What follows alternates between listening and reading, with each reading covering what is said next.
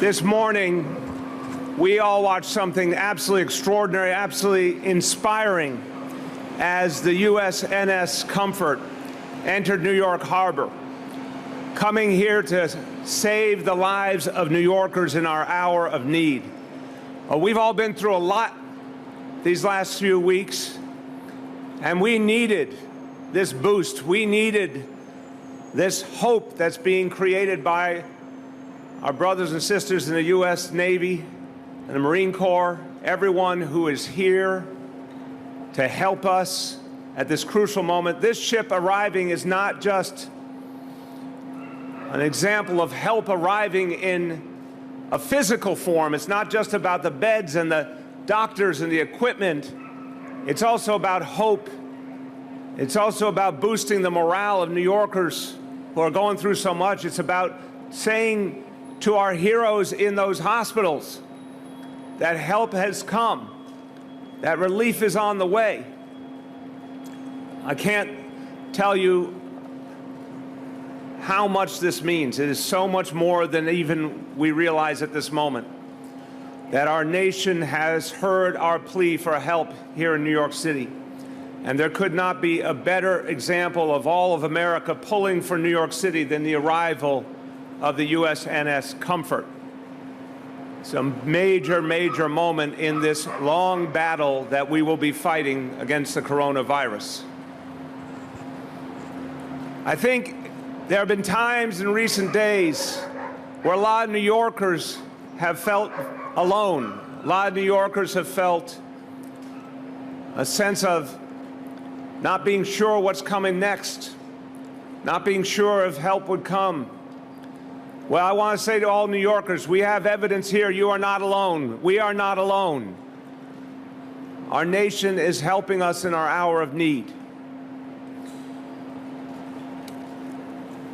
There's a lot of people to thank, and you're going to hear from two of our real heroes here from the federal government who are doing so much for us. You're going to hear from Rear Admiral John Mustin in a moment, and the regional administrator for FEMA, Tom Van Essen, who's well known to all of us in New York City.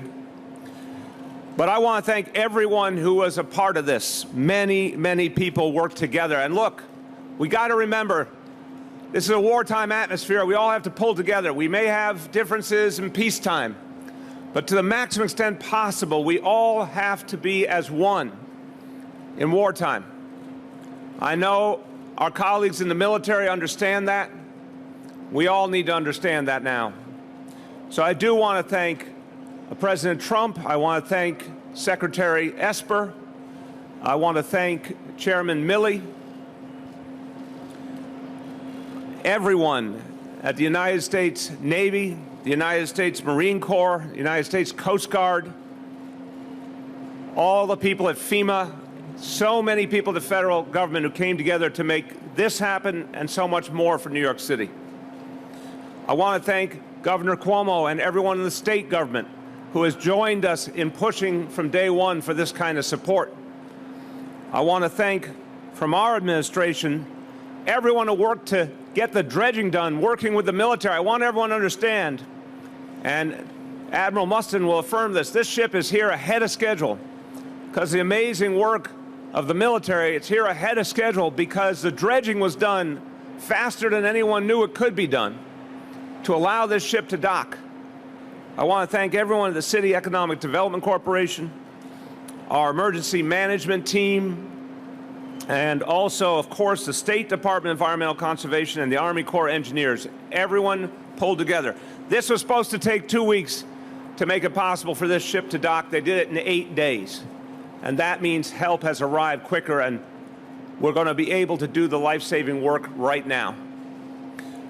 Want to also thank from the military, one of the leaders who did the work to make this moment possible, Marine Corps Colonel Brian Duplessis, who's with us. Thank you, Colonel. And from my team, Deputy Mayor Raul Perea Hense for Health and Human Services, and Commissioner James Hendon, Department of Veterans Services. Colonel James Hendon, thank you. So, with this ship comes an extraordinary complement of talented individuals in service to our nation, 1,200 medical staff and sailors here to help us all. 750 beds will be put into play immediately to relieve the pressure on our hospital system.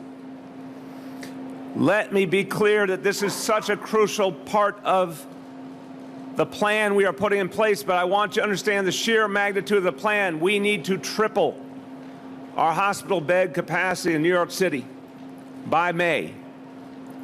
The number of beds we had at the beginning of March have to triple by May. It is a daunting task, but we got a big, big boost with the arrival of the Comfort. This is like adding a whole nother hospital to New York City. It's like, think of all the big hospitals in New York City, Bellevue and all the other famous hospitals we think of. It's like another one of them just floated right up to help us right now. And I hope New Yorkers know that this is something we've been fighting for, and we're going to be fighting for a lot more help, because this is just the beginning.